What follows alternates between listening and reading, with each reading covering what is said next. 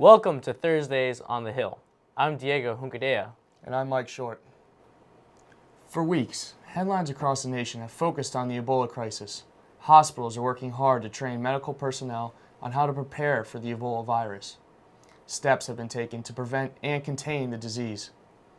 We spoke to Dr. Culberson and Dr. Fox, and they gave us more information about Ebola and the protocols that are being put into place. The medical community is working to inform personnel of the necessary precautions to take to prevent and contain Ebola. According to CNN, there have been 8 confirmed cases of Ebola that have been treated or are being treated in the United States. There has only been 1 death. Thomas Eric Duncan died on October 8th. He was being treated at Texas Health Presbyterian Dallas. The healthcare workers who came in contact with Thomas Eric Duncan were taken in and monitored. USA Today reported Monday that 51 people who came in contact with Duncan have been cleared and 116 were still under observation. We have more good news than bad news of what's going on. It hasn't spread any further.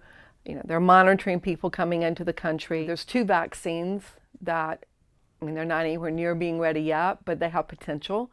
So we could possibly have a vaccine for Ebola in the next decade or so.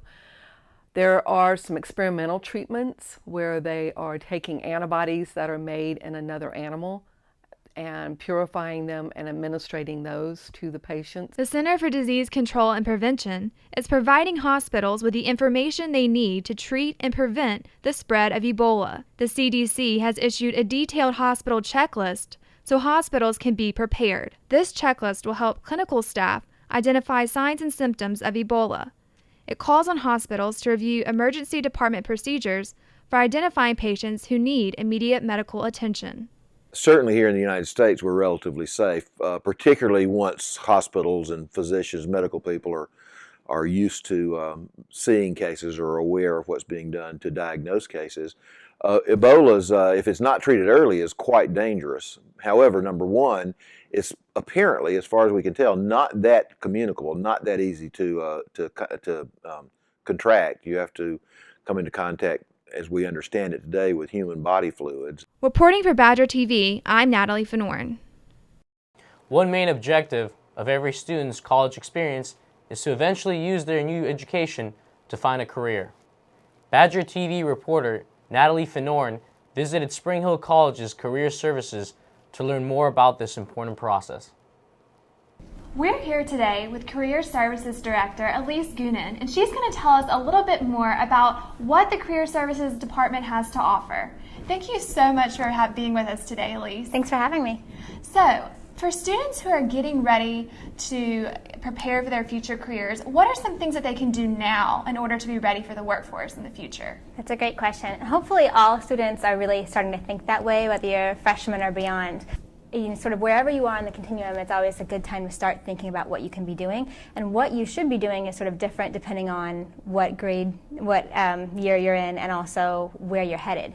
But the solid rule is just to start getting as much experience as you can now. So look for internships, look for job shadowing opportunities, and don't wait for those opportunities to come to you. Go out and try to make those opportunities for yourself. Looking at job boards, LinkedIn, that sort of thing, should really only be about 20% of your career searching activity. The other 80% should really be focused on networking, really talking to people, looking around, researching, and not waiting for those opportunities to come to you, but seeing what's out there that you're interested in, and really leading your own search. And what are some different networking opportunities in the Mobile area that students should really start taking advantage of now? Well, I think the number one network that students underestimate is simply the other students around them. I think a lot of times students think about networking as speaking to someone who's a professional, who's wearing a suit and tie and that sort of thing. And really, the person sitting next to you in class, their older sister or their dad or their mom might work for the exact company that's your dream company. And they might be aware of some other opportunities that are in and around the Mobile area, or maybe they might be from the city where you'd like to do your internship over the summer. So really just making sure that people are aware of you and your brand and what you're passionate about and what you're interested in, and having conversations about not just what's in the caf today or your favorite song or a horrible test that you just took or something like that, but having conversations that are a little bit closer to your core. Well, that sounds really great. Yeah. And thank you so much for being here with us today, Elise. We really appreciate your time. Of course. Mrs. Goonan is scheduled to leave Career Services in the next few weeks. On behalf of the many Spring Hill students she has helped during her time on the Hill, we say thank you for a job well done. Pope Francis has closed a synod of Catholic bishops that revealed divisions within the Church on how to respond to potential changes in traditional marriages. The current Pope has repeatedly encouraged a merciful and less rigid approach to the topic.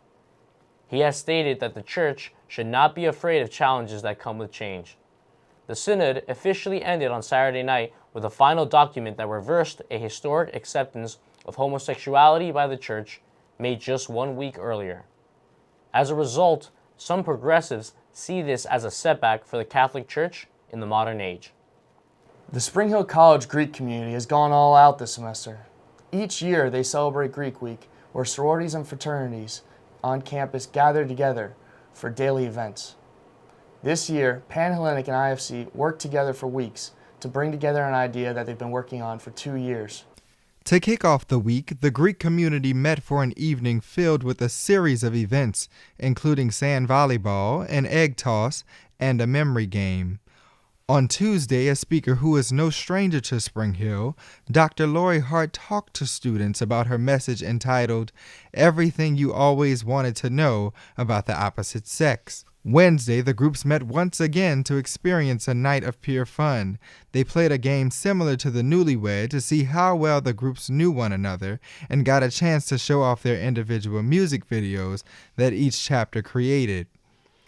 On Thursday, they finished it off with the first Spring Hill College Greek Gala.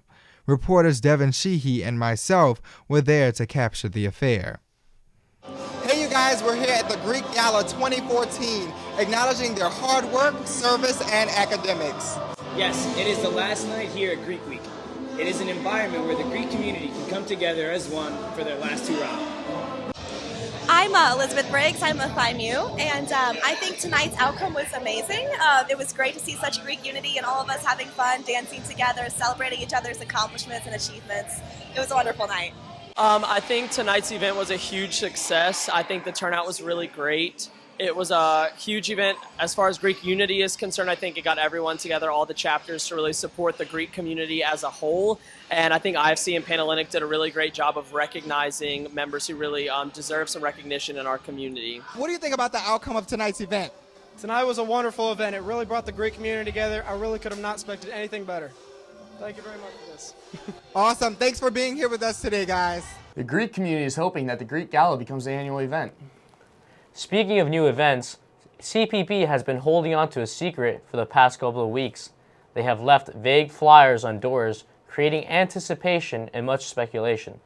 Well, Badger TV was able to get an exclusive sneak peek of this mystery event. Here's a taste of what's to come.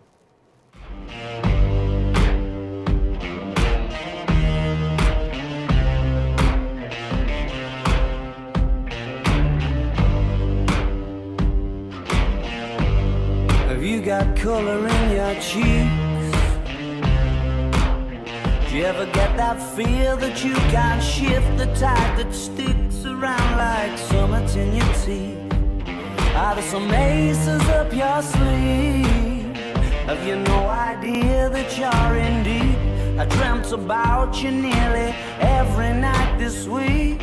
How many secrets can you keep? There's this tune I found that makes me think of you somehow, and I play it on repeat until I fall asleep, spilling drinks on my settee. Do I wanna know if this feeling flows both ways? Sad to see you go. Sorta hoping that you'd stay. Maybe we both know that the nights were mainly made for...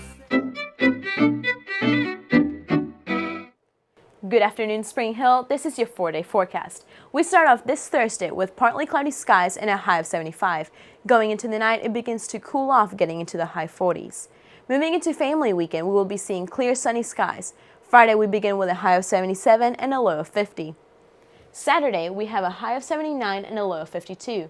Ending with Sunday, it looks like it will be perfect beach weather with a high of 82 and a low of 55. I hope you enjoy this beautiful weekend coming up and tune in next week for your 4-day forecast.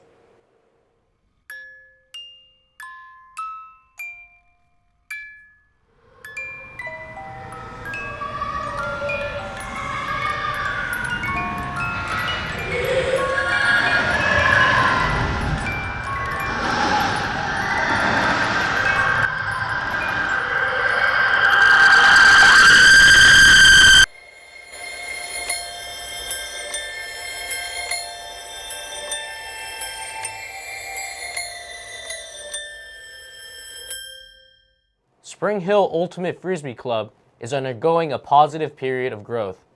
The program has continued to evolve into one of the most supported and organized clubs on campus. 2 players, Zach Davis and Chandler Birkenstock, have recently been named to the All-Region Division III team. In addition, the team just finished hosting their first tournament in Fairhope. Hear what Captain Zach Davis had to say about the recent development and the program. We had our first tournament that we hosted, which was amazing as a second-year team. We actually had about 11 teams there, which is really big turnout for a first tournament. We made a lot of money off that. We drew some attention. We're getting talked up on Twitter. People are noticing us now. We're on Bama Sex, which is the Alabama section of Ultimate Frisbee, the section we're in. They're noticing us. We're getting our power ranking for all schools and in our D3, which is our section.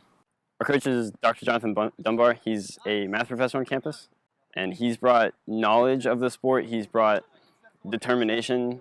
He's lighting a fire under us. He's making not only those that are excited about Ultimate active about it and pushing us to be not only better Ultimate players but better people. But we're pretty aggressive because sometimes we have to be. We don't have the best throws. We don't have the best coordination right now. We're a new team, so we're trying to figure things out, but we're not afraid to attack, which I think is great.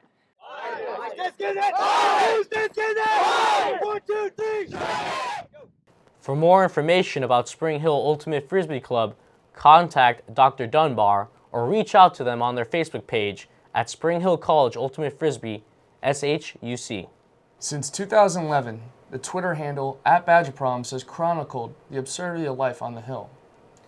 Quoting former Spring Hillian reporter Abby Massengale, Badger Proms has single-handedly managed to captivate this entire campus by giving students the ability to rant, rave, and laugh at the place all Badgers hold close to their hearts. We have some leads, but we would like for Badger Proms to contact us for an exclusive and anonymous interview. If you have any information, please email badgertv@shc.edu or message us on Facebook at Spring Hill College Badger TV. Now let's turn to reporter Rebeca Marroquin for Around the Hill in 30 seconds. Rest Life is raising awareness for National Collegiate Alcohol Awareness Week by showcasing 1,800 red Solo cups, each intended to memorialize the death of a young college student. Their exhibit is in display in the Student Center.